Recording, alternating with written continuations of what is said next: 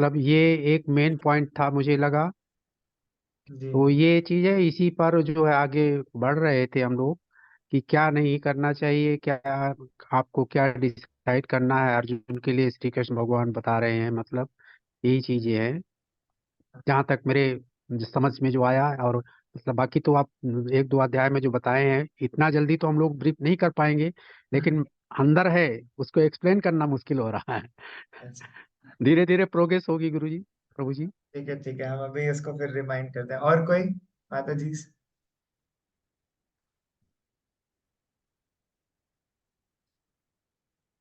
और वो जो उदाहरण दिया था कर्म इंद्रियों के, घोड़े का जो उदाहरण दिया था कि पांच इंद्रियां हैं जो, और इनको किस तरह से कंट्रोल करना है, सबसे ज्यादा मन को कंट्रोल करना है, क्योंकि मन विचलित होता रहता है।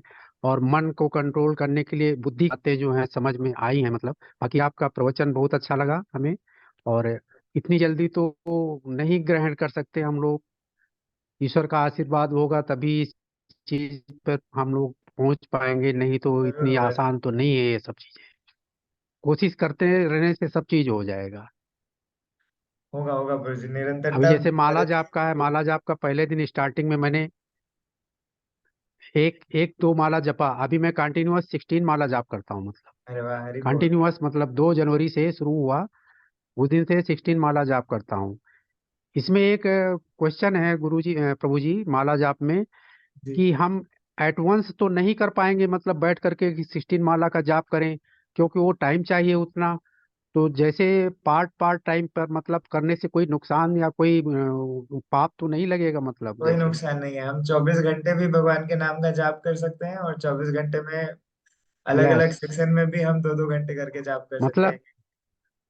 जी, कोई हाँ, नुकसान नहीं। मेरा कहने का मतलब है कि लगन लगी है, उठते बैठते सोते जागते जब भी आपको टाइम मिलता तब भी करना चाहिए, मेरा मतलब ईश्वर का नाम लेने में कोई बहुत पाप बहुत अच्छा नहीं है। लगना चाहिए वी शुड मुझे। We all should take inspiration from you कि आप लाइक 16 माला जब आपने शुरू कर दी है, हमें भी उतनी उत्साह के साथ भगवान के नाम का जप करना है। हमें भी ब्लेसिंग्स दीजिए कि हम भी इस चीज को एकदम कंटिन्यू कर पाए विद आवर फुल एफर्ट्स ना। बहुत बहुत अच्छा लगता है, और इतनी स्पीड बढ़ रही है, अपने आप ऑटोमेटिक इंक्रीज हो रहा है। पहले 14 मिनट लगता था एक माला जाप करने में, अब वो धीरे धीरे डिक्रीज होकर के 16, मतलब 14 से लेकर के 10, 9, 8 तक आ गया है, मतलब इतनी स्पीड में ऑटोमेटिक मुंह से निकलता जाता है, मतलब हरे हम्म। कृष्णा हरे कृष्णा हरे राम हरे राम हरे राम। मतलब वो बोलने की जरूरत नहीं, अपने आप माला पकड़ने का पहले नहीं पता लगता था, अब ऐसे पकड़ करके आराम से वो माला की जो वो है थैली, उसके अंदर डाल करके ही चलाते रहते हैं, मतलब इतना ऑटोमेटिक हो चुका है, मतलब रेगुलर करने से प्रैक्टिस बन गई है। करेक्ट, हमारी गाड़ी अब चल चुकी है, सीधा रुकेंगे हम भगवत धाम पे। बहुत बढ़िया। चलिए। Yes yes. और हमने क्या क्या चर्चा किया था, एनीवन?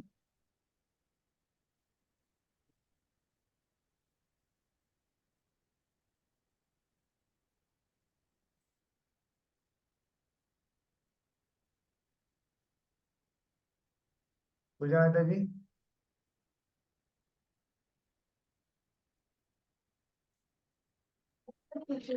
कल का क्लास में हम लोगों ने ये सीखा कि पहले हमें गुरु की शरणागत होनी चाहिए, जो कि पहले अध्याय में वो श्लोक पे आपने ज्यादा हम सबको ध्यान दिलाया कि वहां से जाके हमारा भगवत गीता स्टार्ट होता है। तो सबसे हाँ, पहले हमको शरणागत जब तक हम ग्रहण नहीं करेंगे तब तक हम कभी भी आगे नहीं बढ़ पाएंगे। तो करेक्ट। वो था। और फिर एक ये था कि मतलब हम टीका लगा लिए, वो एक उस पे था हमारा टॉपिक की बहुत लोग उसे करते भी है कि हाँ नहीं हमने टीका कर लिया ये कर लिया तो भगवान का नहीं। जब तक हम अपने को दृढ़ निश्चय के साथ हम आगे नहीं बढ़ेंगे, दृढ़ निश्चयता के साथ हम उसको फॉलो करेंगे इन सारे रूल्स को जो भी भगवान ने हमें उपदेश दिया है, तो फिर हम आगे धीरे धीरे बढ़ेंगे। Correct correct. और जो इंद्रिया का प्रभु जी ने बताया, खोलो हमेशा જોઈએ किसी न जय किसी तरह जयदास से भगवान की सेवा में लगाना चाहिए। आंखों से भगवान का दर्शन करे, कानों से श्रवण करे, मुख करेक्ट। से बोले हम। तो अपनी इंद्रियों को हमेशा भगवान पे टिका के रखेंगे तो हमारा ये होगा, तो इसीलिए मन को पहले काबू में करे, फिर अपनी इंद्रियों यस, को साधे वेरी इंपॉर्टेंट। कृष्ण तो भावनामृत में। हम्म, तो हमने ये देखा था, बेसिकली इसका कॉन्टेक्स्ट ये था कि अर्जुन अपने जो उनका अपने कर्मों से भाग रहे थे, अपने कर्मों से बचना चाह रहे थे, लेकिन कृष्ण ने उन्हें ऐसा नहीं करने दिया। भगवान ने उन्हें वो संन्यास लेना चाह रहे थे और जंगल में जाना चाह रहे थे, हाँ लेकिन भगवान ने उनके उस धारणा को तोड़ा और फिर भगवान ने बताया कि आपके लिए क्या सही है। ठीक है। तो उस चीज के लिए, उस चीज को बताने के लिए भगवान क्या करते हैं, भगवान उनका जो ये उस तरफ उनका जो झुकाव हो रहा था उसको फिर भगवान वापस इस तरफ इंक्लिनेशन लाने का प्रयत्न करते हैं। क्या करके उनको बताते हैं, संन्यास के बारे में उनको क्लियर बताते हैं कि उसमें क्या एडवांटेज है, उसके क्या डिसएडवांटेज। ठीक है। हमने देखा भगवान ने बताया कि किस तरह भगवान ने कुछ जो ये होते हैं मिथ्याचारियों की, भगवान ने पोल खोली कि कौन मिथ्याचारी होते हैं, उनका क्या डेफिनेशन है यस मिथ्याचारी। Yes yes yes. कि जो ऊपर से तो ऐसा दिखावा करते हैं, साधु का वेश तो ले लेते हैं, अपने इंद्रियों पे काबू तो कर लेते हैं, लेकिन मन से अभी भी वो उसी विचार पे है, उनकी चेतना अभी भी वहीं स्थित है। तो मेन काम तो चेतना का होता है। चेतना अगर हमारी एक शुद्ध स्तर पर अगर चेतना पहुंच गई, तब तो फिर हमारा काम ही बन गया। हम इतना जो कुछ कर रहे हैं, इसका ध्येय क्या है? इसका ध्येय यही है कि हम अपनी चेतना को शुद्ध कर पाए, हम आत्मशुद्धि का ये प्रोसेस है, आत्मशुद्धि को प्राप्त हो सके, है ना। तो उस चीज के लिए हम इतनी सारी चीजें कर रहे हैं, तो भगवान उसके बारे में फिर वहां पे बता रहे थे। ठीक है। कि कर्म के बिना कोई क्षण भर भी नहीं रह सकता। अभी भगवान कर्म के बारे में और बताएंगे, और यज्ञ के बारे में बताएंगे, क्योंकि कर्म योग है ना। तो भगवान बता रहे हैं कि किस तरह से हम अपने कर्मों को सैंक्टिफाइड कर सकते हैं, उसका भगवान यहाँ पे आगे आगे चर्चा करेंगे। तो हम सेवेंथ कर रहे थे कि सेवेंथ कर लिया था हमने? आई थिंक सेवेंथ कर लिया था।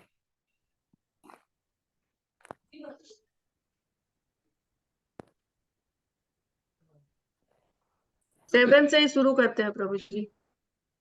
ठीक है। ना ठीक है, हमारा मीटिंग था ओके। मीटिंग। कोई पढ़ना चाहेंगे श्लोक?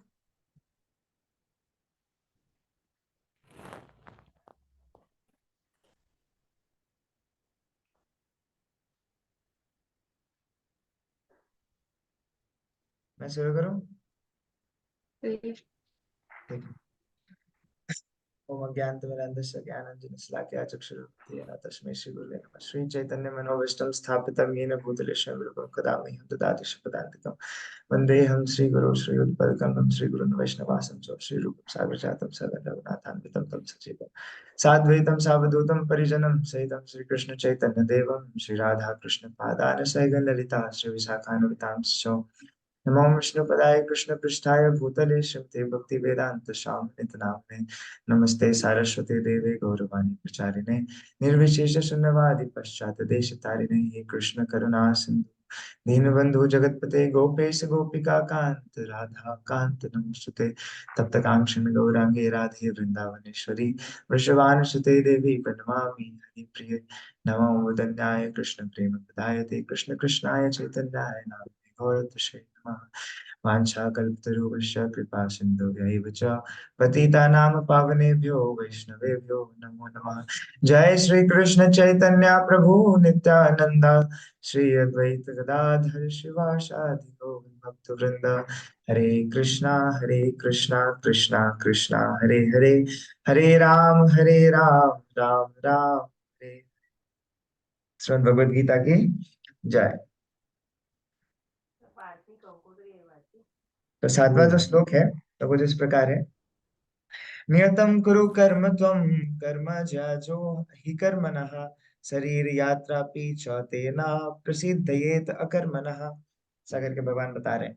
नियतम, नियत, कुरु करो, कर्म कर्तव्य, त्वम तुम, कर्म कर्म करना, जाय श्रेष्ठ, ही निश्चय ही, अकर्मणः काम ना करने की अपेक्षा, शरीर शरीर का, यात्रा पालन निर्वाह, अपि भी, चौ भी, ते तुम्हारा, नौ कभी नहीं, प्रसिद्धेत सिद्ध होता है, अकर्मणा बिना काम के।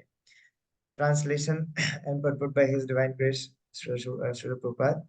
अपना नियत कर्म करो, क्योंकि कर्म ना करने की अपेक्षा कर्म करना श्रेष्ठ है। कर्म के बिना तो शरीर निर्वाह भी नहीं हो सकता। यहाँ अर्जुन क्या चाह रहे थे?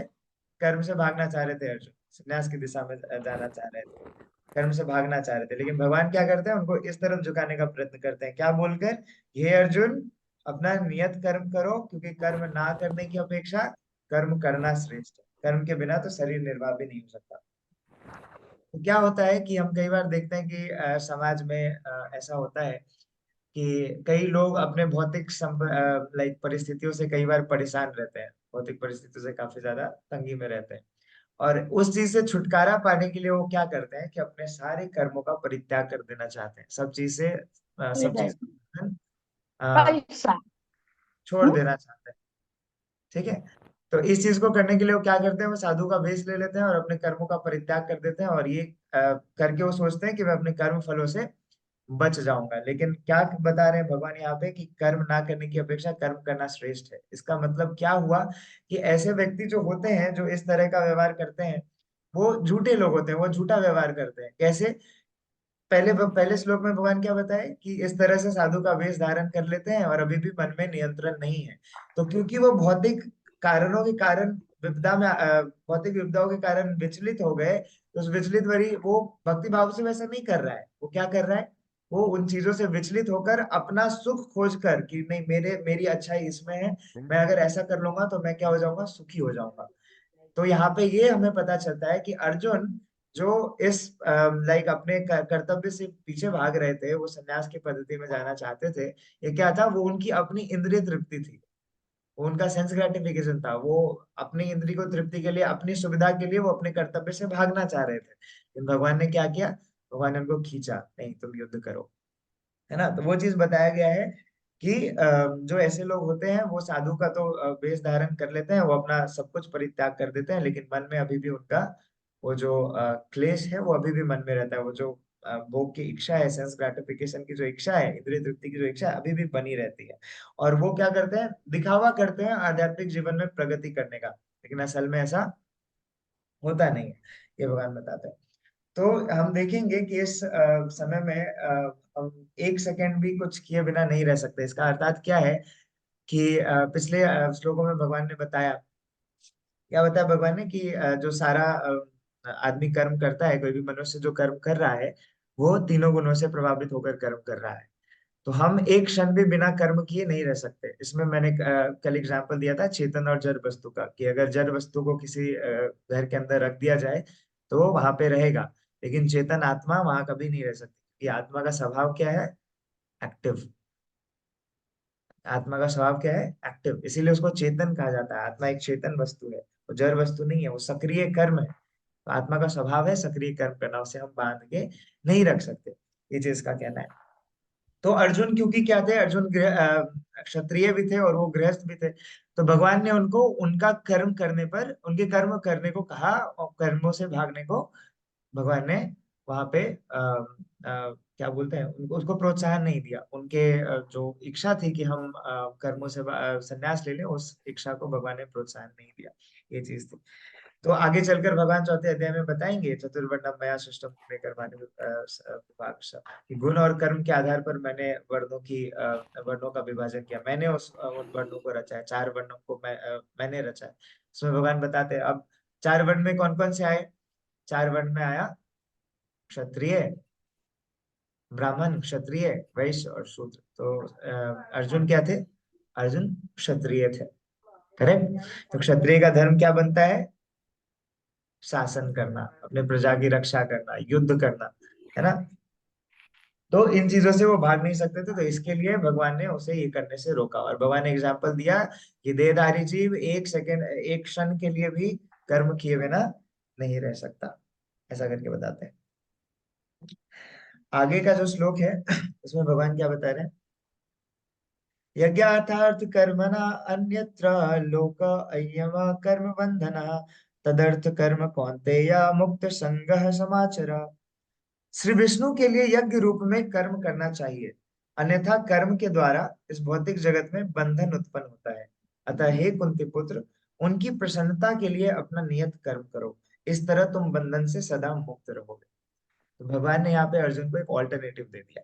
इससे पहले अर्जुन क्या थे, अर्जुन को ऑल्टरनेटिव का पता नहीं था कि कर्म कैसे करना है, कर्म योग की पद्धति क्या है। तो भगवान ने क्या किया, यहाँ पे अर्जुन को एक ऑल्टरनेटिव दे दिया कि सन्यास सन्यास का एक ऑल्टरनेटिव है कि तुम कर्म भी करो, लेकिन कैसे कर्म करो?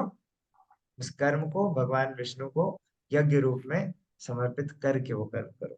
तो क्या बताते हैं कि अन्यथा कर्म के द्वारा इस भौतिक जगत में बंधन उत्पन्न होता है। तो ये जो जीव है ये किसी भी तरह का जो कर्म करता है, भगवान ने ये क्लियर कर दिया कि एक सेकेंड, एक क्षण के लिए भी आप कर्म किए बिना नहीं रह सकते, यानी आपको कर्म करना ही है।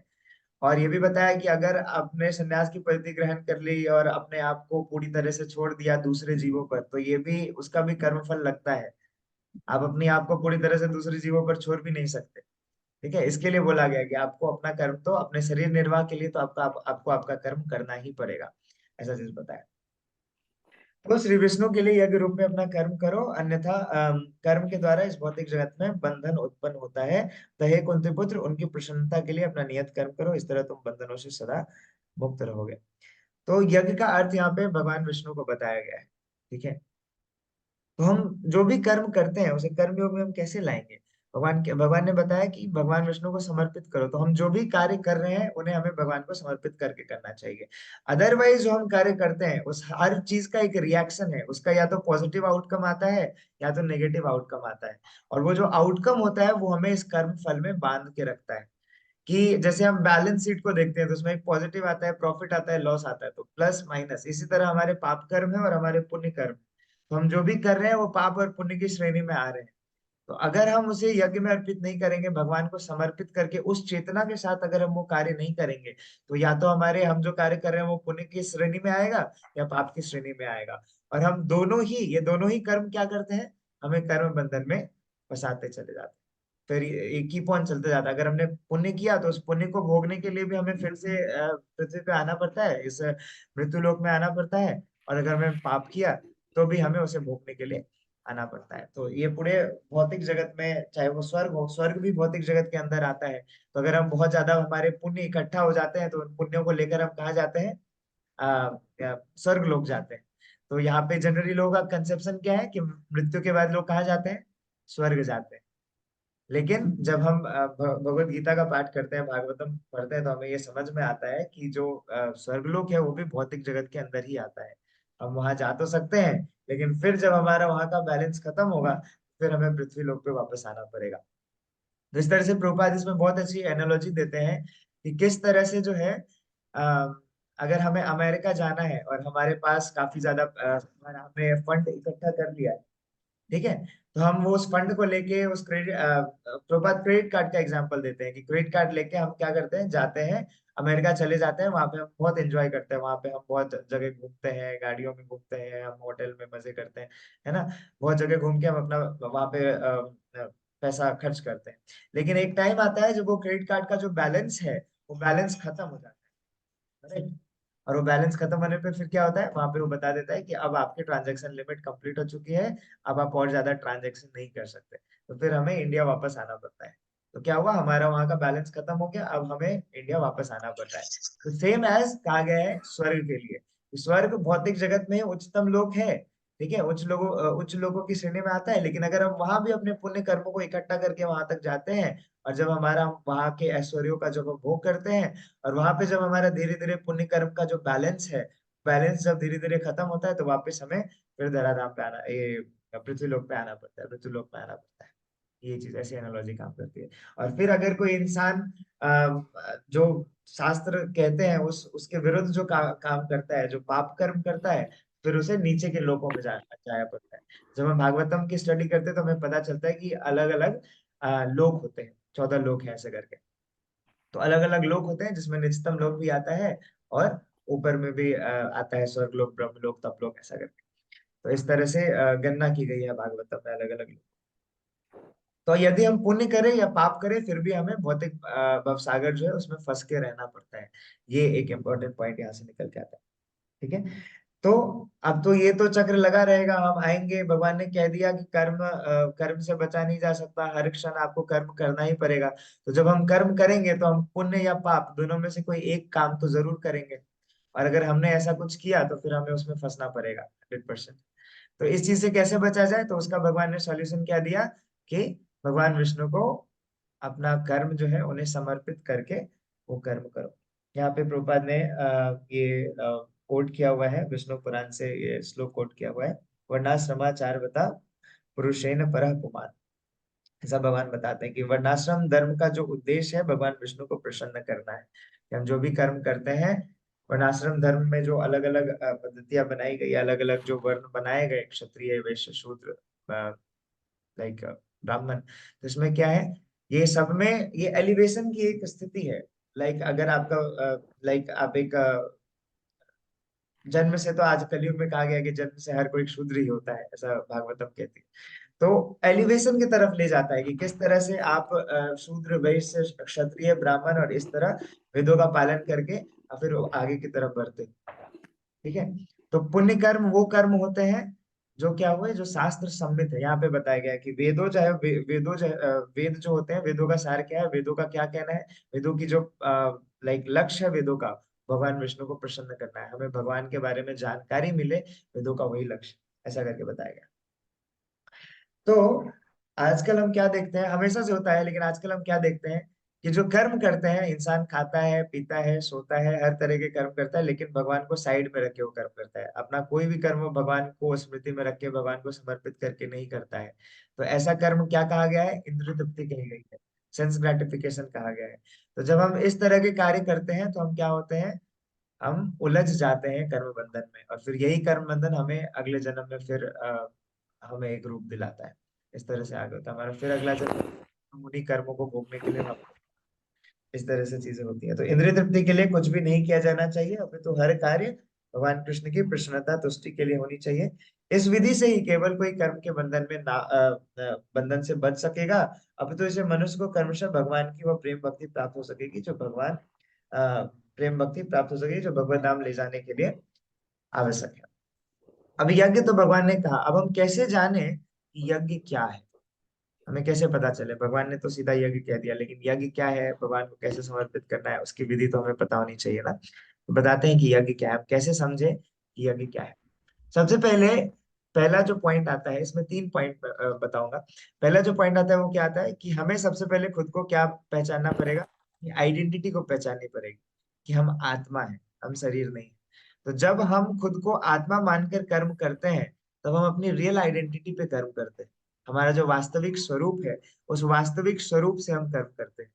तो ऐसा कर्म जो होता है, ऐसा व्यक्ति जो ये इस चेतना के साथ कर्म करता है, वो स्वतः ही सारे बंधनों से धीरे धीरे मुक्त हो जाता है, अपनी सारी आसक्तियों से मुक्त हो जाता है, ऐसा बताते हैं। दूसरा क्या है कि हम जो भी कर्म कर रहे हैं उसे हमारा जो बॉडीली कंसेप्शन है, वो बॉडीली कंसेप्शन इग्नाइट नहीं होना चाहिए, उत्तेजित नहीं होना चाहिए। हमारा बॉडीली कंसेप्शन और आगे नहीं बढ़ना चाहिए। हम जो खुद को शरीर रूपी पहचान, शरीर रूप में पहचानते हैं, हमारे कर्म कहीं ऐसे तो नहीं जिससे हम अपने शरीर को हम जो आत्मा है, हमारे असली स्वरूप को भूलकर हम खुद को शरीर मान रहे हैं, और शरीर मानकर फिर हम कर्म कर रहे हैं। तो बताते हैं, not performing task by identifying your self as body, bodily conception में रहकर हमें कर्म नहीं करना।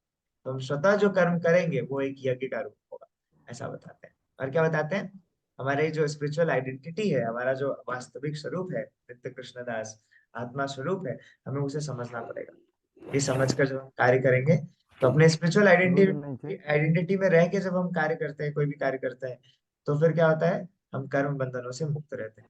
तो ये यज्ञ का प्रावधान है। स यज्ञ प्रज्ञा सृष्टा पुरोवाच प्रजापति अनेन विश्यध्वमेशा वो सित्व वृष्ट कामधुकः। सृष्टि के प्रारंभ में समस्त प्राणियों के स्वामी प्रजापति ने विष्णु के लिए यज्ञ सहित मनुष्यों तथा देवताओं की संततियों को आपकी रचा, टर्न। और उन्हें कहा, तुम इस यज्ञ से सुखी रहो, क्योंकि इसके कारण से तुम्हें सुखपूर्वक रहने तथा मुक्ति प्राप्त करने के लिए समस्त वांछित वस्तुएं प्राप्त हो सकेंगे। ठीक है। तो भगवत गीता में कहा गया, वेदेश सर्वे हरमेव वैद्य। भगवान का कथन है कि वेदों का उद्देश्य मुझे समझना है, ऐसा करके बताया। तो सृष्टि के प्रारंभ में समस्त प्राणियों के स्वामी विष्णु के लिए यज्ञ सहित मानव, तो भगवान जो है अंततः सबके स्वामी है। ठीक है। हम जीवात्माएं, देवता, गंधर्व, सबके क्या है, भगवान स्वामी है। और भगवान को तुष्ट करने की क्या विधि बताई गई है, यज्ञ। यज्ञ को हम कहाँ से समझते हैं, वेद से समझते हैं। वेद हमें बताते हैं कि यज्ञ क्या है और किस तरह से उसका अनुष्ठान करना चाहिए। तो ऐसे करके पंच वेद बताए गए हैं। प्रभुपाद तात्पर्य में बताता है कि 5 तरह के वेद होते हैं, 5 तरह के यज्ञ होते हैं। कौन कौन से हैं वो यज्ञ?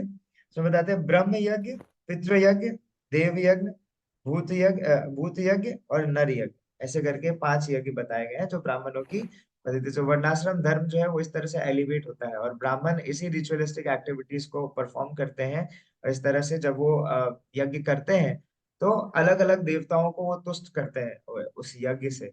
और फिर अलग अलग देवता जो है अपने संयोग से उन्हें क्या करते हैं, वो सारी चीजें प्रदान करते हैं, जो कि अगले श्लोक में आएगा। ठीक है। तो प्राणियों के स्वामी विष्णु द्वारा भौतिक सृष्टि की रचना, बद्ध जीवों के भगवताम वापस जाने का शुभ अवसर है। इस सृष्टि के सारे जीव प्रकृति द्वारा बद्ध हैं क्योंकि उन्हें श्री भगवान विष्णु या कृष्ण के साथ अपने संबंध को भुला दिया है। ठीक है। तो क्या कहते हैं, अनादिर काले जीव कृष्ण भूली गए, बहिर्मुख अनादि काले बहिर्मुख जीव कृष्ण भूली गेला। कि अनादि काल से मतलब हम कृष्ण को भूल गए हैं। हम कृष्ण को कब भूले हमें उस चीज का ज्ञान नहीं है, लेकिन हम कृष्ण को भूल गए हैं। और क्योंकि हम कृष्ण से विमुख हैं, कृष्ण हमारी स्मृति में नहीं है, तो हम हर तरह के बुरे कर्मों में जा रहे हैं, बुरे कर्मों में लीन होते हैं। अगर हम कृष्ण हमारी स्मृति में रहे, अगर हम कृष्ण को समझ सके, अगर हमें कृष्ण का बोध हो, तो फिर हम कभी भी दूसरी तरफ जो माया है, माया की तरफ आकृष्ट नहीं होंगे, क्योंकि कृष्ण के वास्तविक स्वरूप का हमें ज्ञान होगा। लेकिन क्योंकि हम कृष्ण के वास्तविक स्वरूप को भूल गए हैं, इसके लिए हम माया की तरफ प्रवृत्त होते हैं, ऐसा बताते हैं। तो अगर हमें भगवान का स्वरूप याद हो, अगर हमें भगवान की स्मृति हो, अगर हमें भगवान का बोध हो, तो हम अपना सारा कर्म जो है वो भगवान को ऑब्वियसली समर्पित करेंगे। तब तब हमारा कौन सा स्वरूप होगा? कृष्ण नित्य दास वाला स्वरूप होगा। फिर हम हमेशा सेवक की भांति भगवान की सेवा करेंगे, ऐसा स्वरूप होगा।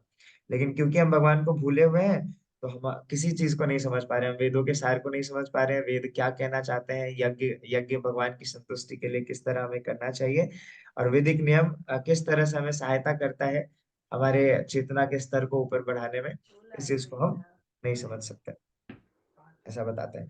यहाँ पे प्रभुपाद ने भागवत का एक श्लोक कोट किया हुआ है परपट में। प्रजापति तो भगवान विष्णु है और वे समस्त प्राणियों, समस्त लोगों के तथा सुंदरता के स्वामी हैं और हर एक के त्राता है। भगवान ने इस भौतिक जगत को इसलिए रचा कि बुद्धिजीव यह सीख सके कि विष्णु को प्रसन्न करने के लिए किस प्रकार यज्ञ करे और इस जगत में चिंता रहित होकर सुख पूर्वक रह सके, तथा इस भौतिक देह का अंत होने पर वह भगवत धाम जा सके। बुद्धिजीव के लिए ही यह संपूर्ण कार्यक्रम है। यज्ञ करने से बुद्धिजीव क्रमशः कृष्ण भावनान्वित होते हैं और सभी प्रकार से देवतुल्य बनते हैं। यज्ञ, तो ये जो यज्ञ की विधि है, अलग अलग युगों में अलग अलग विधि बताई जाती थी। सतयुग में, त्रेता में जो यज्ञ हुआ करते थे वो काफी ऑप्युलेंटिक ऐश्वर्यवान यज्ञ हुआ करते थे। उसमें जो सामग्री लगा करती थी बहुत रेयर सामग्री लगा करती थी, और आज कलयुग में वो सामग्री उपस्थित नहीं है। लाखों करोड़ों खर्च करके जो उस टाइम में जो मुद्राएं होती थी, उस टाइम की जो धनलक्ष्मी थी, उसका मतलब काफी बड़े मात्रा में उसका उपयोग करके फिर यज्ञ की तैयारी की जाती थी और बड़े बड़े ब्राह्मणों द्वारा उस यज्ञ को पूरा किया जाता था। लेकिन क्या हुआ, कलयुग में ये सारी चीजें संभव नहीं है। इसीलिए चैतन्य महाप्रभु 500 वर्ष पहले चैतन्य महाप्रभु ने अवतार लिया एंड उन्होंने हमें क्या दिया? कलयुग में यज्ञ की विधि दी। कौन सा है वो यज्ञ? संकीर्तन यज्ञ, हरिनाम संकीर्तन, हरि नाम। के पवित्र नामों का जाप, भगवान के पवित्र नामों का कीर्तन, संकीर्तन यज्ञ। ठीक है। तो कलयुग में वैदिक शास्त्रों ने संकीर्तन यज्ञ का विधान किया है और इस दिव्य विधि का प्रवर्तन चैतन्य महाप्रभु द्वारा इस युग के समस्त लोगों के उद्धार के लिए किया गया है, ऐसा करके बताते हैं। देवान भावयता अनेना ते हाँ देवा भावयन्तु वा हाँ परस्परम भावयन्तः श्रेयः परम वाप्य अस्यथः।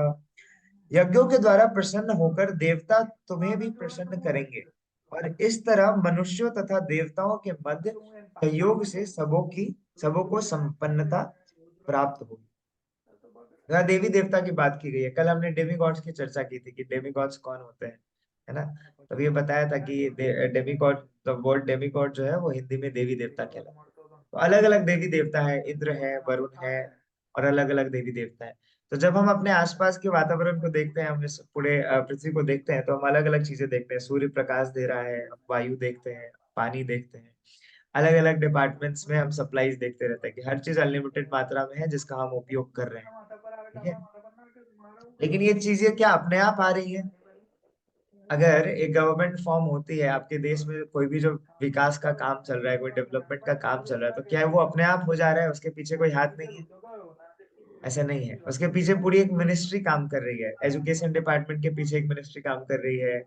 उसके बाद फिर जो रोड डिपार्टमेंट है, जो उसके पीछे एक डिपार्टमेंट काम कर रही है। वेलफेयर डिपार्टमेंट के पीछे लोग काम कर रहे हैं। इस तरह से सब अपने संयोग से एक कैबिनेट गठित होता है, और उससे फिर पूरा संविधान रन होता है। पूरा जो देश है, पूरा जो राष्ट्र है, वो चलता है। उसी प्रकार हम देखते हैं कि जो देवी देवता है उनका अलग अलग डिपार्टमेंट है। ठीक है। तो वरुण देव है, उनका अलग डिपार्टमेंट है। इंद्र, पानी कहाँ से सप्लाई होगा, इंद्र उसका डिपार्टमेंट लिया हुआ है। अग्नि, ऊर्जा कहाँ से आएगी, तो सूर्य देव उसका डिपार्टमेंट हैंडल करते हैं। तो इस तरह जो है, सो अलग अलग देवी देवता है, वो अलग अलग कार्यभार सौंपते हैं। और सबका, और हम जब यज्ञ करते हैं, और यज्ञ में जब हम आहुति देते हैं, तो यज्ञ जो हम देवी देवता को देते हैं, वो अल्टीमेटली किसको तुष्ट करते हैं? कृष्ण को तुष्ट करते हैं, भगवान विष्णु को तुष्ट करते हैं। तो ये अग्नि में आहुति भगवान के लिए होती है, इस तरह बताते हैं। तो प्रत्येक जीव द्वारा शरीर धारण करने के लिए आवश्यक वायु, प्रकाश, जल तथा अन्य सारे वर उन देवताओं के अधिकार में है, जो भगवान के शरीर के विभिन्न भागों से असंख्य सहायकों के रूप में स्थित। ठीक है। तो सबसे पहले इसमें दो तीन चीज आती है कि सबसे पहले डेमिगॉड्स हैं कौन, ये चीज आती है। ठीक है। तो हम जानते हैं कि डेमिगॉड्स कौन है। डेमिगॉड्स एडमिनिस्ट्रेटर है, भगवान के इम्पावर्ड एडमिनिस्ट्रेटर है, जिसको भगवान ने कुछ अथॉरिटी दे के रखी है कि तुम ये डिपार्टमेंट संभालो, तुम ये डिपार्टमेंट संभालो। तो इस तरह से अलग अलग देवी देवताओं के हाथ में कुछ अथॉरिटी है, और उस अथॉरिटी का वो उपयोग करते हैं भौतिक कल्याण के लिए। भौतिक वस्तुओं के लिए ही उनके पास अथॉरिटी। ठीक है, ये चीज बताई गई। तो हु आर डेमिगॉड्स, तीन चीज बताई गई कि एम्पावर्ड एडमिनिस्ट्रेशन, भगवान के द्वारा वो एम्पावर्ड एम्पावर्ड ये है, पर्सनालिटीज है, जो कि ये चीजें को कैरी ऑन करते हैं, एक समाज में अराजकता नहीं फैलने देते, और सारी चीजों को सिस्टमैटिक रूप से रन करते हैं। दूसरा क्या है, यहाँ पे क्या बताया कि भगवान के विभिन्न भागों से असंख्य सहायकों के रूप में स्थित है। भगवान के शरीर के अलग अलग भागों से वो निकलते हैं देवी देवता, और फिर वो अलग अलग कार्य को करते हैं। तो ये प्रथम किती तू आवश्यक मैनिफेस्ट। और क्या है, ऑथराइज सप्लाइंग अन्य पहला किती पर्सनालिटी ऑफ गॉड है, और हर चीजों की सप्लाई करते हैं। जो जो मनुष्य को, जो जो जीवों को जरूरत है, जिन जिन चीजों की आवश्यकता है, वो डेमिगॉड्स भगवान के आदेशों से सप्लाई करते हैं। ये चीजें बताई गई। ठीक है। वीडियो म्यूट कर दे। ये भगवान डेमिगॉड्स का क्या था, कि जो भी हमें नेसेसरी है, जो भी अरे हमारे अकॉर्ड क्या बताओ भी चीजें चाहिए, उसका डेमिगॉड्स सप्लाई करते हैं। ठीक है। और इन सब का पर्पस क्या है, चीफ पर्पस क्या है इन सारी चीजों का? भगवान विष्णु की संतुष्टि। देवान भावयता अनेन ते देवा भावयन्तु वा। ये तो हो गया ना? हाँ, ये हो गया। स्थान भोगान ही व देवा दास्यन्ते यज्ञ भाविता ते दत्रान अप्रदाय एव्य य भुक्ते शतेन एव सह। जीवन की विभिन्न आवश्यकताओं की पूर्ति करने वाले विभिन्न देवता यज्ञ संपन्न होने पर प्रसन्न होकर तुम्हारी सारी आवश्यकताओं की पूर्ति करेंगे, किंतु जो इन उपहारों को देवताओं को अर्पित किए बिना भोगता है, वह निश्चित रूप से चोर है। ये बताया गया कि विदाउट सैंक्टिफाइड चीजें जो होती है, जब हम उन्हें यज्ञ में अर्पित नहीं करते हैं, और फिर हम उसका उपयोग करते हैं, तो क्या होता है? हम चोर कहलाते हैं। ऐसा कहा गया है कि उसको चोर कहा जाता है, कि बिना, विदाउट सैंक्टिफाइड, जो आपको प्रोवाइड कर रहे हैं, बिना उनको ग्रेटफुल हुए आप उन चीजों का यूज कर रहे हैं, बिना उनको ऑफर किया आप उन चीजों का इस्तेमाल कर रहे हैं, तो आप क्या है? अनग्रेटफुल हो। तो एक होता है ग्रेटफुल, और एक होता है ग्रेटफुल। ठीक है, ये चीज बताई गई।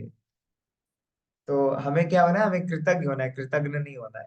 ये चीज तो हमें ये ये जो यज्ञ की पद्धति है कि किस तरह से हम अर्पित करते हैं, सैंक्टिफाइड करते हैं चीजों को, अपने कर्मों को, फिर जाके उसे डेमिगॉड संतुष्ट होते हैं, और जब वो संतुष्ट होते हैं तो अपने अपने ऑथोरिटी के मुताबिक वो फिर हमें वो चीजें प्रदान करते हैं। इस तरह से बताया गया है। इसमें प्रभुपाद परपट में काफी अच्छी अच्छी चीजें लिखते हैं, जैसे कि अनुष्ठानकर्ता के भौतिक गुणों के अनुसार वेदों में विभिन्न प्रकार के यज्ञों का विधान है। विभिन्न देवताओं की पूजा उसी आधार पर अर्थात गुणों के अनुसार की जाती है। हम देखते हैं कि हम भी कभी देवी देवता की पूजा किया करते थे। आज भी हम देखते हैं कि चारों तरफ जो है अलग अलग देवी देवताओं की पूजा की जाती है। तो जो वेद है, वेदों में बताया गया है कि किस तरह से किस एक पर्टिकुलर कर्म, अगर हमें कोई कर्मफल चाहिए किसी पर्टिकुलर ऑप्युलेंस की, किसी चीज की अगर हमें प्राप्ति करनी है, तो फिर उस तरह के देवी देवता जिनके पास वो अथॉरिटी है, हम उनके प्रति यज्ञ करते थे, उनको आहुति देते, उनके प्रति यज्ञ करते हैं, उनको आहुति देते हैं और उनसे कामना करते हैं, तो फिर वो हमारी कामनाओं की पूर्ति करते हैं उस यज्ञ से संतुष्ट होकर। इस तरह बताया जाता है। तो जैसे ये प्राचीन काल में जो हमारा वैदिक काल है उसमें क्या था कि बलि देने की पद्धति थी। इस तरह बताते हैं कि बलि देने की पद्धति थी। अश्वमेध यज्ञ हुआ करते थे, गौमेध यज्ञ हुआ करते थे। और आजकल के जो लोग हैं वो पशु की बलि उसी वेदों का जो कथन है, अश्वमेध गौमेध और इस तरह के जो कथन है वेदों के द्वारा दिए गए हैं, उसका इस्तेमाल करके फिर आज पशु बलि देते हैं। तो क्या ये सही है? ये सही नहीं है। कैसे सही नहीं है? उस समय जो यज्ञ हुआ करते थे वो, एक तो अभी यज्ञ का विधान ही नहीं है, कलयुग में यज्ञ हो ही नहीं सकता उस तरह का, क्योंकि अभी वो सामग्री नहीं है। और जो उसको कराने वाले ब्राह्मण हुआ करते थे, वो ब्राह्मणों की आज क्वालिफिकेशन है। कहा जाता है कि कलयुग का जो आखिरी ब्राह्मण था वो कौन था? चाणक्य पंडित थे। चाणक्य पंडित वॉज द लास्ट ब्राह्मण ऑफ कलयुगा। अभी तक उसके बाद कोई ऐसा लाइक ब्राह्मण नहीं आया। ठीक है, क्योंकि हम जन्म से तो ब्राह्मण हो जाते हैं, लेकिन हमारा कर्म क्या रहता है? शूद्रों वाला कर्म रहता है। ऐसा होता है। तो फिर भगवान ने क्या बोला? गुणे कर्मणि विभाग सके, गुण और कर्म के आधार पर मैंने वर्ण बांटे हैं। तो भैया हमने जन्म तो ले लिया ब्राह्मण परिवार में, लेकिन हमारे कर्म क्या है? शूद्रों वाले हैं। हमारे कर्म क्षत्रियो वाले हैं। तो जिस तरह से हमारे कर्म है, हमें उस वर्ण में रहना होगा, हमें उस तरह से आइडेंटिफाई हमें करना चाहिए। ये चीज होती है। तो अभी कलयुग में वैसे ब्राह्मणों की बहुत कमी है, वैसे ब्राह्मण नहीं है जो यज्ञ को सफलतापूर्वक कर सके। ना तो वैसे वेदों के मंत्र के उच्चारण है, और ना तो उच्चारण करने की जो एलिजिबिलिटी है वो आज के ब्राह्मणों के पास है। तो ऐसे यज्ञ आज सफलतापूर्वक नहीं किए जा सकते। तो उसी के कारण आज वो पशु बलि संभव नहीं है। तो जो अश्वमेध यज्ञ हुआ करता था उसमें क्या करते थे कि अश्व की बलि, घोड़े की बलि दिया करते थे। और उससे क्या होता था? वो जो बलि देते थे और वेदों का जो मंत्रोच्चारण होता था, उस मंत्रोच्चारण में इतनी शक्ति होती थी, ब्राह्मणों के मंत्रोच्चारण में इतनी शक्ति होती थी कि उससे उस शरीर में, उस जो शरीर में जो वो आत्मा कैद रहती थी, वो जो जीवात्मा रहती है, उसको एक नया शरीर, नवीनतम शरीर प्राप्त होता था, और वो उच्च शरीर प्राप्त होता था। उसको मनुष्य शरीर प्राप्त होता था, जिससे फिर वो एक अच्छे लाइक कर्मयोग करके, भगवान की भक्ति करके फिर वो भगवत धाम जा सके। इस तरह से होता था। तो उसको एक उच्च स्तर का शरीर प्राप्त होता था, उच्च लाइक एक पद्धति प्राप्त होती थी। लेकिन क्या आज के लोग ऐसा करते हैं? नहीं करते। आज के लोग पशु बलि क्यों देते हैं? For the test of their tongue. अपने जीवा की तृप्ति के लिए वो पशुओं की बलि देते हैं। हम हमेशा घर से निकले तो कुछ ना कुछ हमें ऐसा दिख जाता है, मार्केट प्लेस में हमें ऐसा दिख जाता है, हमें आसपास ऐसे लोग दिख जाते हैं, है ना? तो सिर्फ अपने जीवा की प्रभु तुष्टि जी, के लिए वो पशु की बलि देते हैं। तो प्रभु ऐसे जी, लोग कहलाते हैं चोर कहलाते हैं। ऐसा कहा। जी प्रभु। आज कल भी जो है, आज के इस युग में भी मैंने दो जगह देखा है। एक कामाख्या देवी मंदिर है, जहाँ पर कि पशु बलि दी जाती है, बकरे की, भेड़े की, भैंसे की। जी देवी का कामाख्या देवी मंदिर शायद आपने विजिट किया होगा जरूर। तो जी वहाँ हाँ। पर ये प्रथा है। और दूसरा, कलकत्ता की काली माँ के मंदिर में भी पशु बलि का प्रावधान है। तो हम्म। ये तो एक तरह से देखा जाए तो अनुचित ही है। मेरे जी विचार से आप इस पर थोड़ा सा कीजिए कि आज के युग में भी ये सब हो रहा है। और दूसरा एक डाउट है मुझे कि आत्मा अजर अमर है। करेक्ट और ये नैनम चिंतन शस्त्रान नैनम दाहत पावका न चैनम क्लेदंत तापूर्ण शोषित मरता, कोई भी करेक्ट इसको नुकसान नहीं कर सकता है। तो करेक्ट। कुछ लोग देहातों में या गांव में जो है बोलते हैं, तुम्हारे घर में प्रेत है। तो प्रेत क्या आत्माधारी जीव है या क्या है? और उसकी आत्मा को कैसे जला देते हैं कि अग्नि में स्वाहा कर दिया मैंने, तुम्हारे घर में अब नारसिंह नहीं आएगा, ये देवता दैत्यगण नहीं आएंगे आप। तो ये दो क्वेश्चन मेरे मन में उठ रहे हैं काफी समय से। जी, तो आपका पहला प्रश्न जो था वो कामाख्या देवी वाला था, करेक्ट? तो यस, यस। जो वेद है ना उसमें अलग अलग लोगों के लिए ना अलग अलग विधि बनाई गई है। जैसे कि तीन गुण बताए गए कि सतोगुण होते हैं, रजोगुण होते हैं, तमोगुण होते हैं। इसी तरीके से जो अर्चना की विधि होती है, जो हम उपासना करते हैं उसकी जो विधि होती है, वो भी अलग अलग पद्धतियां होती है। वो भी सतोगुनी होती है, रजोगुनी यस। होती है और तमोगुनी होती है। ठीक है। तमोगुणी भी होती हाँ, है। तो हर तरह के व्यक्तियों के लिए उस तरह का सिस्टम बनाया है भगवान ने कि चलो तुम अगर ये नहीं कर सकते तुम यही कर लो। हम याद कीजिए जब हमने भगवत गीता शुरू किया था तो एस ग्रेस नित्यानंद प्रभु ने ये चीज बताई थी कि अगर एक मुद्दा उठा था, इस्लाम का एक मुद्दा उठा था, करेक्ट, कि वो ऐसा करते हैं तो फिर उनको इसकी अनुमति क्यों दी जाती है। तो ये बताया गया कि अगर उनको पूरा बोला जाए कि तुम पशु बलि नहीं दो तो फिर तुम मांस नहीं खाओ, तो उस चीज को नहीं मानेंगे। तो फिर वेद क्या करते हैं, उसको लिमिटेड करके क्या बोल देते हैं कि ठीक है तुम खा सकते हो, लेकिन अमावस्या की रात को खा सकते हो, महीने में एक बार खा सकते हो, वर्ष में एक बार खा सकते हो। इस तरह से उसको लिमिटेड करते हैं और फिर धीरे धीरे उस लिमिटेशन को लाके फिर क्या करते हैं, उसकी चेतना को ऊपर की तरफ प्रोवाइड करते हैं। फिर वो चेतना धीरे धीरे ऊपर जाती है, हो सकता है आज नहीं तो कल, अगले जन्म में कभी ना कभी उसका उद्धार हो जाता है इस तरह से।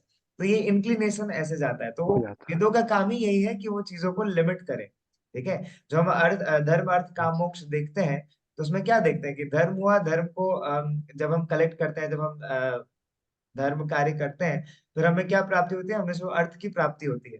फिर उस अर्थ की प्राप्ति से हम अपनी इच्छाओं की पूर्ति करते हैं, अपनी कामनाओं की पूर्ति करते हैं, फिर इस तरह हम मोक्ष की तरफ आगे बढ़ते हैं अपने इंद्रियों को संयमित करके। तो ये एक नियम आगे की तरफ बढ़ता है। तो जो काली माँ की जो उपासना पद्धति है, हमारी भी जो कुल देवी है वो दक्षिणेश्वरी काली है, आपको जो पता है कलकत्ता की, तो दक्षिणेश्वरी काली है। लेकिन चीज ऐसा होता है कि जो देवी देवता है उनकी भी पूजा की पद्धति अलग अलग बताई गई। कुछ कुछ की जो हम विष्णु की उपासना करते हैं, भगवान कृष्ण की उपासना करते हैं, तो वो शतोगुनी वो जो पूजा पद्धति है वो शतोगुनी पूजा पद्धति है। उसी तरह से जो बलि वाली पद्धति बताई गई है वो तामसिक पद्धति है और वो तामसिक लोगों के लिए, ठीक है, इस तरह से बताई गई। तो गलत वो भी नहीं है, गलत ये भी नहीं है, लेकिन ऐसा बताया गया कि वो जब होती थी तो वैसे मंत्रों के उच्चारण होते थे और उस एलिजिबिलिटी के साथ जब वो किया जाता था तो वो सही था, उससे उस जीव का कल्याण हो रहा था। वो अपनी इंद्रिय तृप्ति के लिए ऐसा काम नहीं कर रहे थे। लेकिन आज हम देखें तो हमारे लाइक, जब आप गांव से हैं, आप अच्छी तरीके से जानते होंगे कि जब ब्राह्मण के बच्चों का जनेऊ वगैरह होता है तो उसमें पशु बलि दी जाती है, करेक्ट है। और पशु बलि दे के क्या किया जाता है, तो उसको फिर गांव में लाइक ये फीस्ट कराया जाता है उनके प्लेसेस का, इस तरह से होता है। तो अंततोगत्वा क्या है, वो अपने इंद्रियों की तुष्टि है, अपने सेंस ग्रेटिफिकेशन, अपने जीवा की तुष्टि के लिए वो ये सारा कार्य करता है, पशु बलि देते हैं, है ना। तो ये चीज गलत है कि सेंस ग्रेटिफिकेशन के पॉइंट ऑफ व्यू से अगर ये किया जाए तो गलत है, और यज्ञ के द्वारा किया जाए तो यज्ञ के द्वारा हम उस जीव का कल्याण करते हैं। लेकिन आज अगर वो यज्ञ हो ही नहीं सकता तो कलयुग में पशु बलि पूरी तरह से बैन। अगर हम वैष्णविज्म को फॉलो करें, आचार्यों की बातों को फॉलो करें, तो सिंपल सी चीज है कि पूरा क्लियर कट क्लैरिफिकेशन है कि पुराणों में कि कलयुग में पशु बलि संभव नहीं है, सिंपल सी चीज है। लेकिन फिर भी क्योंकि वो तमोगुनी पद्धति है तो लोग वो करते हैं, अभी सेंस ग्रेटिफिकेशन में है तो वो थोड़ी नियमों को पालन करेंगे, नियमों को पालन नहीं करेंगे। तो चलो इतना नहीं कर सकते हो तो इतना करो, इस हिसाब से चीजें चलती। कामाख्या में काफी बलि चढ़ती है, मैं गया हूँ कामाख्या, मैं कलकत्ता भी गया हूँ, दोनों जगह मैंने देखा है ये चीजें। तो अभी प्रभुपाद इसमें लिखते भी हैं कि उदाहरणार्थ मांसाहारियों को देवी काली की पूजा करने के लिए कहा जाता है, जो भौतिक प्रकृति की घोर रूपा है और देवी के समक्ष पशु बलि का आदेश है, ऐसा है। किंतु जो सतोगुनी है उनके लिए विष्णु की दिव्य पूजा बताई जाती है। अंततः समस्त अज्ञों का ध्येय उत्तरोत्तर दिव्य पद प्राप्त करना है। सामान्य व्यक्तियों के लिए कम से कम 5 यज्ञ आवश्यक है, जिन्हें पंच महायज्ञ कहा जाता है। तो करके बताया, जो 5 यज्ञ मैंने बताया, 5 महायज्ञ बताया। तो जितनी भी ये पूजा पद्धति है, सबका क्या है कि सबको अल्टीमेटली ऊपर बढ़ाना है। उस जो पूजा पद्धति है, जो विधि है, अपनी चेतना के स्तर को ऊपर कैसे ले जाए, ये पूरा वर्णाश्रम सिस्टम, यज्ञों का सिस्टम, ये सब उसी चीज के लिए, हमें अल्टीमेट गोल तक ले जाने के लिए ये चीज बताया गया। ठीक है। और आपका दूसरा प्रश्न क्या था, वो भूत प्रेतों वाला था ना। यस। आत्मा हाँ। अजर अमर है अगर, तो वो कैसे जल जाती है स्वाहा करने से अग्नि में? कि आत्मा, आपके घर से भूत प्रेत हट गया। नहीं नहीं, आत्मा जलती नहीं है, उसको एक गति प्राप्त हो जाती है। कई बार क्या होता है, मैंने जितना सुना है वैष्णवों के मुख से, वो ये यस। है कि कई बार क्या होता है कि आत्मा को शरीर नहीं मिलती है, हम जो भूत प्रेत कहते हैं ना, तो हाँ सर। कई बार क्या होता है कि आत्मा को शरीर नहीं मिलती है, उसका या तो लाइक अपने समय से पहले उसने आत्महत्या कर लिया या फिर समय से पहले उसकी मृत्यु हो गई, ऐसी स्थिति में कई सारी ऐसी क्राइटेरियाज बताया गया है अलग अलग पुराणों में, गरुड़ पुराण में खासकर बताया गया है कि ऐसे ऐसे क्राइटेरियाज में क्या होता है, तो जो आत्मा है वो, उसको एक शरीर नहीं मिलता, उसको वेटिंग रूम में डाल दिया जाता है। ऐसा वेटिंग रूम एक पितृलोक को कहा गया कि पितृलोक भी एक वेटिंग रूम है, ऐसा करके बताया गया कि वहां से फिर आपको एक शरीर मिलता है। लेकिन कई बार अपने पाप कर्मों के आधार पर क्या होता है, हमें इसी भौतिक जगत में छोड़ दिया जाता है, हम उसी तरह बिना किसी शरीर के भटकते रहते हैं, है ना। हमें शरीर नहीं प्रदान की जाती है, और वो भी कौन, शरीर भी प्रदान करने की जो शक्तियां होती है वो देवताओं के हाथ में। लेकिन क्योंकि हम, हमारे कर्म ऐसा है कि हम वो चीज, हमें एक शरीर अटेन नहीं हो पाता है ऐसी स्थिति में। तो बिना शरीर के जो आत्माएं, जो एनर्जी भटकती रहती है, वो क्या है, वही भूत प्रेत, हम उन्हीं को भूत प्रेत कहते हैं। तो जब हम यज्ञ करते हैं ना, तो यज्ञ करने से, और वो जो जो भी अघोरी लोग वो सब करते हैं, जिनसे बोलते हैं कि उसको जला दिया, तांत्रिक तांत्रिक लोग। तांत्रिक लोग करते हैं। तो तांत्रिक जो पद्धति है उसमें ऐसा नहीं होता, उस आत्मा को एक गति मिल जाती है, ठीक है, जिस गति के द्वारा या तो वो अपने अपने डेस्टिनेशन को, जो भी उसको लोग अपने कर्मों के हिसाब से उसको मिला है वहां तक पहुंचता है, या फिर किसी कारणवश जो वहां पे अटका हुआ है उस चीज को काट के फिर वो आगे बढ़ जाता है, उसको एक गति मिल जाती है आगे लोगों की तरफ प्रस्थान करने की, या फिर उसको एक जीवन मिल जाता है, उसको एक शरीर मिल जाता है, तो फिर वो उस जगह से हट जाता है। ये चीज बताया गया है। आत्मा जलती नहीं है, हरे आत्मा, कृष्ण। हाँ, भगवान ने क्लैरिफाई कर दिया है कि आत्मा को ना तो जला सकते हैं, ना तो काट सकते हैं, ना तो बुझा यस। सकते हैं, ना तो बहा सकते हैं, ये अटल सत्य है, ठीक है। उसको एक हरे शरीर मिल कृष्ण जाता है। प्रभु जी। हाँ, हरे कृष्ण। चलिए आगे बढ़े। यस। वेरी इंपॉर्टेंट श्लोक।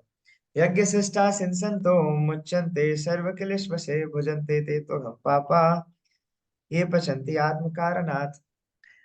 भगवान के भक्त सभी प्रकार के पापों से मुक्त हो जाते हैं, क्योंकि वे यज्ञ में अर्पित किए भोजन यानी प्रसाद को ही खाते हैं। अन्य लोग जो अपनी इंद्र सुख के लिए भोजन बनाते हैं, वे निश्चित रूप से पाप खाते हैं। Harsh but truth. भगवत भक्त या कृष्ण भावनामृत पुरुषों को संत कहा जाता है, वे सदैव भगवत प्रेम में निमग्न रहते हैं।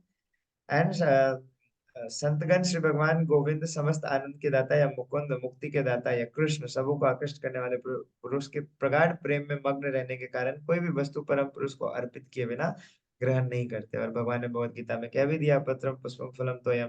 ऐसे भक्त पृथक पृथक भक्ति साधनों के द्वारा यथा श्रवण कीर्तन स्मरण अर्दन अर्चन आदि के द्वारा यज्ञ करते रहते हैं, जिससे वे संसार की संपूर्ण पापमयी संगति से कलमश से दूर हो जाते हैं। अन्य लोग जो अपने इंद्रिय तृप्ति के लिए भोजन बनाते हैं और भोजन करते हैं, तो और कुछ नहीं बल्कि चोर है, ऐसा करके मन होता है। तो whatever we should eat, we should first offer to Krishna, भोग लगा के खाना चाहिए, ठीक है। ये चीजें यहाँ पे बताई गई।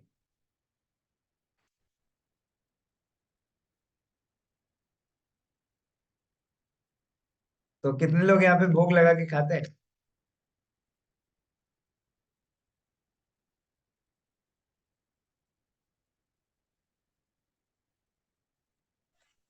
मेरा एक क्वेश्चन है प्रभु जी, जी पूछूं? प्रभु जी। हाँ जी माता जी, पूछिए। मैं ये कह रही थी कि जैसे हम भोजन बनाते हैं तो भोजन बनाते हैं तो हमेशा आप भगवान को ऐसे थाली लगा के भोग लगा के तुलसी पान चढ़ा के ही भोग नहीं लगा पाते हैं। लेकिन जब हम खाना खाने बैठते हैं तो नाश्ता करते हो या कुछ भी खाते हैं तो कोई मंत्र का उच्चारण करते हैं, जैसे ओम नमो भगवते वासुदेवाय बोला या ओम नमः शिवाय बोला या गायत्री मंत्र भी बोलती है मेरी बच्ची, तो क्या वो भी भोग में माना जाएगा? क्योंकि हम भगवान को पहले उसको अर्पण तो कर रहे हैं, या फिर थाली लगा के भोग लगाना पहले फिर उसको खाना, वही फॉर्मेलिटी भोग में आती है क्या? या फिर हम जो मंत्र पढ़ते हैं वो भी भोग में काउंट होता है? अगर आपको फीस्ट के लिए आमंत्रित किया जाए और आपको बोला जाए कि आप वहीं बैठे बैठे खाना खा लो, तो आप खा पाओगे? मुझे वही चीज क्लियर नहीं होती, क्योंकि कई बार ऐसा होता है ना कि हम थाली लेके भगवान के पास, क्योंकि हमने कई बार ऐसा होता है कि नहाया भी नहीं होता और खाना बना लिया होता है, करेक्ट कई बार करेक्ट, ऐसा होता है जल्दबाजी में, तो बिना नहाए जो खाना बनाया वो तो भगवान को भोग नहीं लगा पाते ना हम। सुबह का ब्रेकफास्ट जनरली हम जो करते हैं वो बिना नहाए बना लेते हैं, तो कुछ चीजें ऐसी होती है दिनचर्या में जो छूट जाती है, लेकिन हम जब भी हम कुछ भी खाते हैं, नाश्ता कर रहे हैं या खाना खा रहे हैं, तो भगवान का मंत्र उच्चारण करते हैं। तो शायद मेरे जैसे आपने भी कहा, तो वो शायद भोग में काउंट नहीं होगा ना, फिर वो भोग लगाने में काउंट नहीं होगा। नहीं, देखिए भगवान को जो हम भोग लगाते हैं, तो क्या है कि मैं भी जैसे एक कर्मों से तो शूद्र हूँ, लेकिन जन्म से मतलब ब्राह्मण परिवार में जन्म हुआ। तो हमारे यहाँ भी पद्धति ऐसी है कि जब भोजन लेके बैठे तो पानी जल हाथ में लेके 3 बार ऐसे उसरगना बोलते हैं उसको, उसरग दे। और उसके बाद एक मंत्र होता है, मन करते हैं। गोविंदम, हाँ ऐसा करके एक मंत्र होता है, ओम तुद्यम वस्तुम गोविंदम तो मैं समर्पित है, मतलब हे गोविंद, जो आपने मुझे दिया है मैं वापस आपको समर्पित करता हूँ, ऐसा करके मंत्र होता है। लेकिन हमें वैष्णविज्म क्या सिखाता है, ये हमने अपने कुल गुरुओं से तो ये चीज सीख लिया है, लेकिन वैष्णविज्म हमें ये चीज नहीं सिखाती। जो हम खासकर हमारी जो गौड़ीय वैष्णव परंपरा है, उसमें भगवान को जो भोग लगाते हैं तो भगवान के लिए सबसे पहले तो वेरी स्ट्रिक्ट स्टैंडर्ड का फॉलो किया जाता है, because God is not an ordinary personality.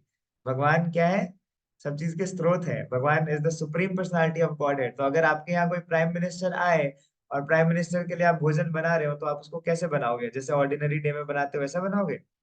नहीं, उसके लिए स्पेशल ट्रीटमेंट होता है। उसी तरह जो भगवान का किचन होता है, हम जहाँ भगवान के लिए भोजन बनाते हैं, भगवान के लिए भोग बनाते हैं, तो वहां पे बहुत ही स्ट्रिक्ट स्टैंडर्ड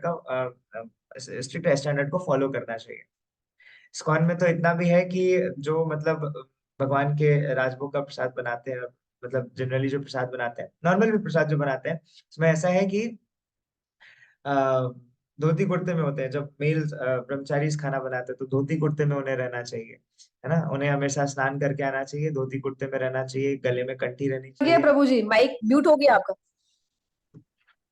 नहीं, माइक तो ऑन है वैसे। आवाज आ रही है? हरे कृष्णा।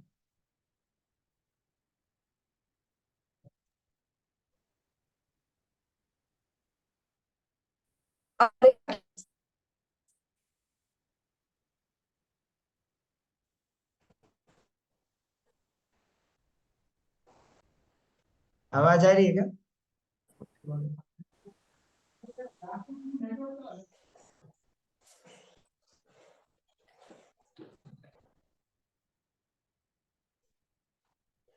अरे प्रभु।